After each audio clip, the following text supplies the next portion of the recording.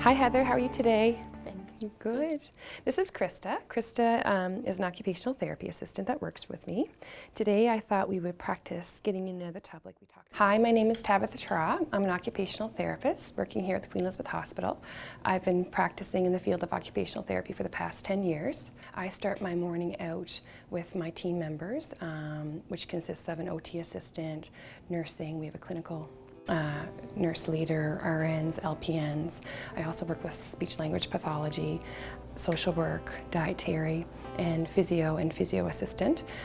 So we meet together and we review our clients that are on the unit. It's a 10-bed unit. And then from there, the occupational therapy assistant and I collaborate on who we will be working on morning cares with.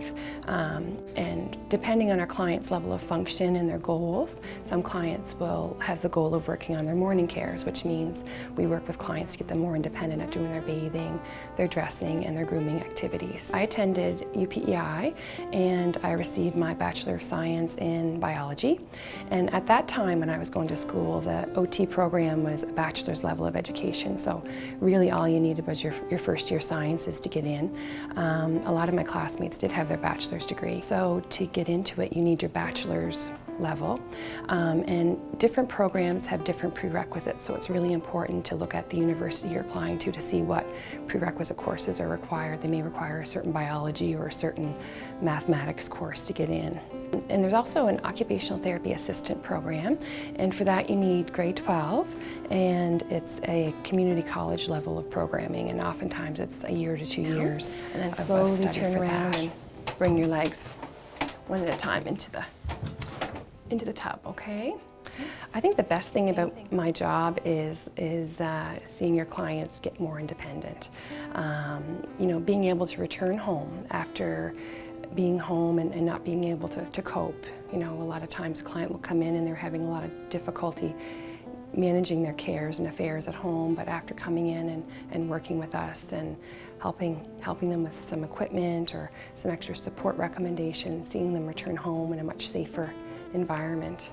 We have occupational therapists working across the whole island from tip to tip between a variety of settings. We have therapists working in hospital settings. So here in the Queen Elizabeth Hospital, you may be working in the hospital, but there are a lot of different opportunities. We have, on acute care, we have a therapist working on the orthopedics unit. We have a couple of therapists working on the rehab unit. I work on the acute stroke unit.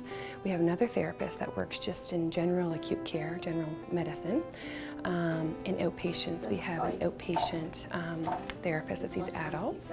We also have outpatient pediatric therapists that see preschoolers. And I've also heard that the Eastern College here on Prince Edward Island is looking at offering the occupational therapy assistant program. I think some good skills to have if you're interested in occupational therapy would be really enjoying working with people.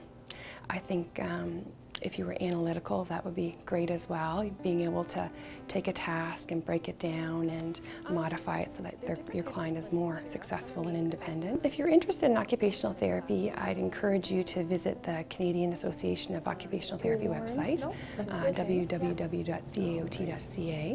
It has a lot of helpful information about schools and about what occupational therapy is. I'd also encourage you to meet with an occupational therapist, sit down, have a coffee for an hour and just chat about their experiences, their work environment. How's that feeling? Or also volunteering Hardest at a part is waiting for it hospital to or long-term care facility or you know, with home care. There's lots of different opportunities across the island, and actually coming in to shadow or watch an occupational therapist in action can help you make your decision.